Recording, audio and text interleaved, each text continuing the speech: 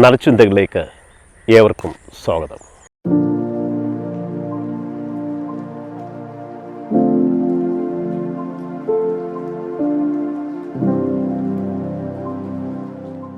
നമ്മുടെ ഇന്നത്തെ ചിന്താവിഷയം ദൈവത്തിൻ്റെ കോവണിയെക്കുറിച്ചാണ്. ദൈവം വച്ചിരിക്കുന്ന ചില ഏണികളുണ്ട് ചില സ്ഥലങ്ങളിൽ. ചില അമ്പലങ്ങളിലുണ്ട്, ചില പള്ളികളിലുണ്ട്, ചില മോസ്കുകളിലുണ്ട്. ഇവിടെയൊക്കെ ദൈവവും മനുഷ്യനുമായി ബന്ധിപ്പിച്ചുകൊണ്ടുള്ള ഒരു ഗോവണിയുണ്ട്, അല്ലാതെ ഒരു ഏണിയുണ്ട്. ഈ ഏണിയിലൂടെ ദൈവദൂതന്മാർ കയറുകയും ഇറങ്ങുകയും ചെയ്യുന്നു. അതിന് ഒരു ഉദാഹരണം ക്രിസ്തുവിന് മുമ്പും ഇതൊക്കെ ഉണ്ടായിരുന്നു. ക്രിസ്തുവിൻ്റെ കാലത്ത് ബെത്സയിദ എന്ന് പറയുന്ന ഒരു അതിമനോഹരമായ ഒരു കുളമുണ്ടായിരുന്നു.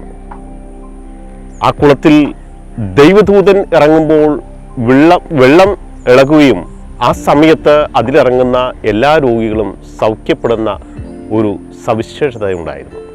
ക്രിസ്തുവും ഈ ബെത്സയിദ കുളത്തിൻ്റെ സമീപത്തേക്ക് വരുമ്പോൾ നീണ്ട 35 വർഷക്കാലമായിട്ട് അവിടെ ഒരു കിടപ്പ് രോഗിയുണ്ടായിരുന്നു. അപ്പോൾ അവനോട് ക്രിസ്തു ചോദിക്കുന്നുണ്ട്, നീ സൗഖ്യപ്പെട്ടില്ലേ? അപ്പോൾ ആ മനുഷ്യൻ ഈ പ്രകാരം പറയുകയാണ്, വെള്ളമിളകുമ്പോൾ ആ കുളത്തിലേക്ക് എന്നെ ഇതുവരെയും ആരും എടുത്തു കൊണ്ടുപോയില്ല, അതുകൊണ്ട് ഞാൻ ആ രോഗാവസ്ഥയിൽ തുടരുകയാണ്. യേശു അവനെ കൈക്ക് പിടിച്ച് എഴുന്നേൽപ്പിച്ചു, അവനെ സൗഖ്യപ്പെടുത്തുന്നുണ്ട്. ഈ കാലഘട്ടത്തിലും ഇതുപോലെ തന്നെയാണ്. എല്ലാ മതങ്ങൾക്കും ഏണി ചാരിയിരിക്കുന്ന ക്ഷേത്രങ്ങളും പള്ളികളും മോസ്കുകളും ഒക്കെയുണ്ട്. ഇത് എന്തിനു വേണ്ടിയാണെന്ന് പറഞ്ഞാൽ, മനുഷ്യജീവിതത്തിൻ്റെ കുറവുകളും പോരായ്മകളും ദുഃഖങ്ങളും സങ്കടങ്ങളുമൊക്കെ ദൈവസന്നിധിയിൽ ഇറക്കി വെക്കുകയും അതിൽ നിന്നും മോചനം പ്രാപിക്കുവാനും സാധിക്കുന്നു. അത് സർവ്വസാധാരണമായി സംഭവിക്കുന്നുമുണ്ട്. ഹിന്ദുക്കളൊക്കെ നോൻപെടുത്ത് മലയിൽ പോകുന്നു. അവരും ഈ പറയുന്ന നിവൃത്തി അനുഭവിക്കുന്നുണ്ട്, ദൈവ സാന്നിധ്യം അനുഭവിക്കുന്നുണ്ട്. അതോടൊപ്പം തന്നെ ക്രിസ്ത്യൻസിനെ സംബന്ധിച്ചിടത്തോളം ഒരുപാട് മാതാവിൻ്റെ അത്ഭുതങ്ങൾ നടക്കുന്ന ദേവാലയങ്ങളുണ്ട്. അവിടെയും എല്ലാ മതസ്ഥരും ചെന്ന് രക്ഷ പ്രാപിക്കുന്നുണ്ട്.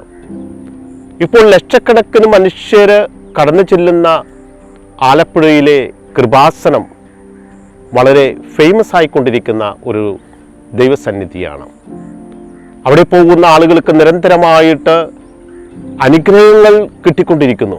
അപ്പോൾ മനുഷ്യർ സ്വാഭാവികമായിട്ടും ആ സ്ഥലങ്ങളിലേക്ക് പോകുന്നു.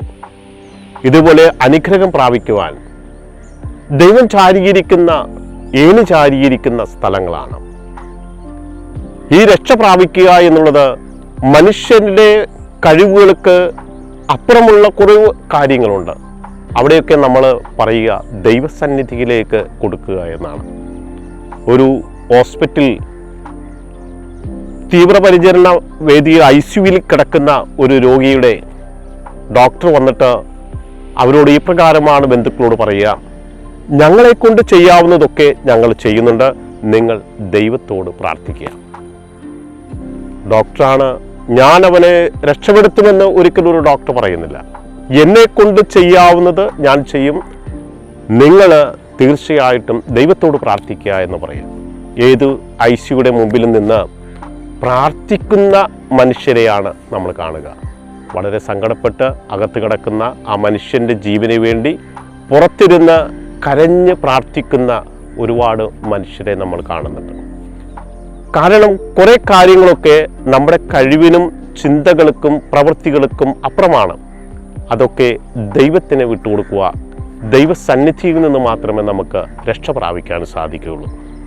ഈ രക്ഷ പ്രാപിക്കുവാൻ വേണ്ടി തീർച്ചയായിട്ടും നമ്മൾ ഈ തരം ഏണി ചാരിയിരിക്കുന്ന ഇടങ്ങളിലേക്ക്, ദൈവം ഭൂമിയിൽ മനുഷ്യനെ രക്ഷിക്കുവാനായി ചാരിയിരിക്കുന്ന ഏണി ചാരിയിരിക്കുന്ന ഗോവണിയുള്ള സ്ഥലങ്ങളിൽ നമുക്ക് പോയി പ്രാർത്ഥിക്കുക. തീർച്ചയായിട്ടും നിങ്ങളെല്ലാവരും അനുഗ്രഹിക്കപ്പെടും. നിങ്ങളുടെ ഭാരങ്ങൾ ഇറക്കി വെക്കുക. തീർച്ചയായിട്ടും ആ ഭാരങ്ങൾ ലഘൂകരിക്കപ്പെടും. വഴിയുണ്ട്. ആ വഴിയെ നമ്മൾ തിരിച്ചറിയുവാൻ ദൈവത്തിൻ്റെ സാന്നിധ്യം കൂടിയേ തീരൂ. അതിലേക്ക് നിങ്ങൾ ഏവരും കടന്നു ചെല്ലുവാനായിട്ട് സാധിക്കണം. നമ്മുടെ പരിധികൾക്ക് അപ്പുറമാണ് എല്ലാം എന്നുള്ളത് തിരിച്ചറിവ് നമ്മൾ മനസ്സിലാക്കുക. ദൈവത്തിന് മുമ്പിൽ നാം നിസ്സാരരാണ്.